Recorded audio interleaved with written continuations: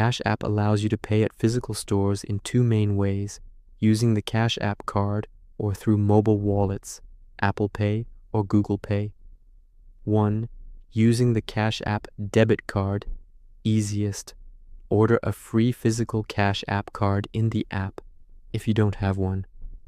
Add money to your Cash App balance.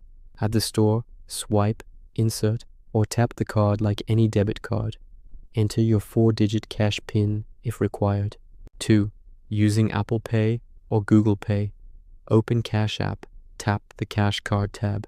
Select Add to Apple Wallet or Add to Google Pay. Follow the prompts to add it.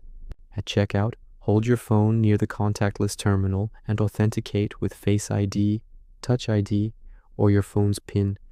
Tips: ensure you have sufficient balance before paying. The first $250 of ATM withdrawals per month are usually fee-free with the card. Enable transaction notifications for security.